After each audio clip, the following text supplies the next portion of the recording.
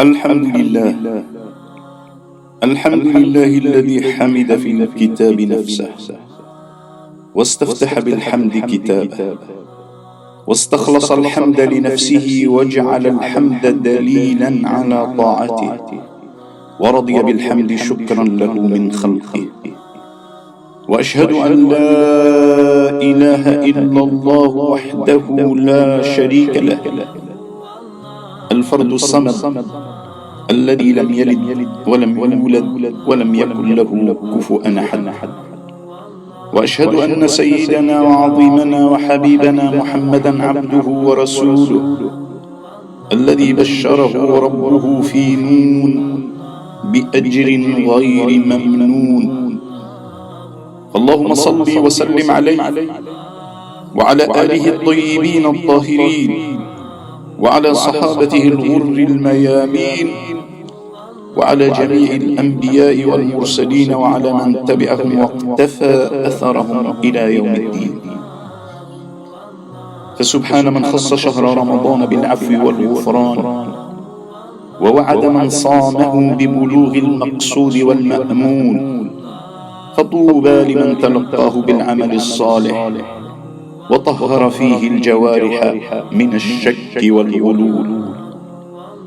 قد مضى العمر فبادر يا غفول، واذكر الرب الذي ليس يزول.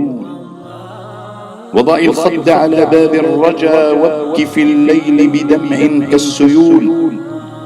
واجتهد في صوم ذا الشهر، عسى تلتقي فيه من الله القبول. واتبع خير سبيل واقتدي بالنبي المصطفى الهادي الرسول، فعليه الله صلى كلما سارت النوق إليه بالحمول.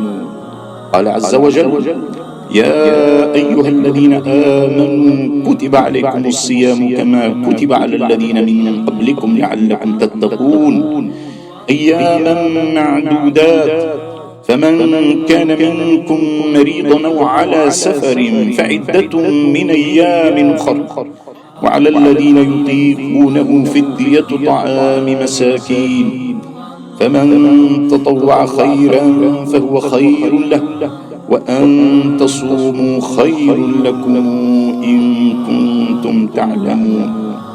شهر رمضان الذي أنزل فيه القرآن هدى للناس وبينات من الهدى والفرقان، فمن شهد منكم الشهر فليصم، ومن كان مريضا أو على سفر فعدة من أيام أخر، يريد الله بكم اليسر ولا يريد بكم العسر، ولتكملوا العدة ولتكبروا الله على ما هداكم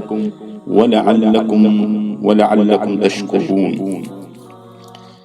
Dieu qui soit exalté a dit: ces jours sont le mois de Ramadan au cours duquel le Coran a été descendu comme guide pour les gens, et preuve claire de la bonne direction et du discernement. Donc, quiconque d'entre vous est présent en ce mois qu'il jeûne, et quiconque est malade ou en voyage, alors qu'il jeûne un nombre égal d'autres jours. Allah veut pour vous la facilité. Il ne veut pas la difficulté pour vous, afin que vous en complétiez le nombre et que vous proclamiez la grandeur d'Allah pour vous avoir guidé, et afin que vous soyez reconnaissants. Le mois de Ramadan est la soumission du corps et la purification de l'âme.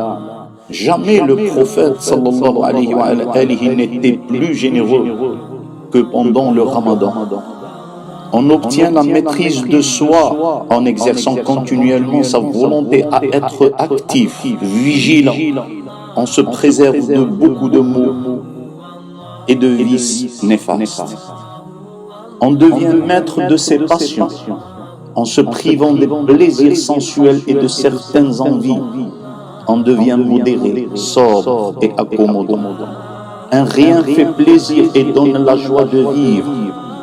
Il fait sentir la soif et la faim, donnant ainsi une idée des souffrances du plus pauvre que soi, à le plaindre et à le soulager, ce qui fait naître la sensibilité et la générosité. Il montre la nourriture comme un moyen de vie et non un but. Il préserve de la médisance et de la calomnie, des paroles offensantes ou impudiques. Il fait les êtres bons et serviables et les éloigne de ce qui peut dégénérer ou corrompre les préjugés et la vanité. جعل الله وإياكم ممن يستمعون القول فيتبعون أحسنه وآخر دعوانا أن الحمد لله رب العالمين وصلى الله وسلم على سيدنا محمد وعلى آله وصحبه أجمعين.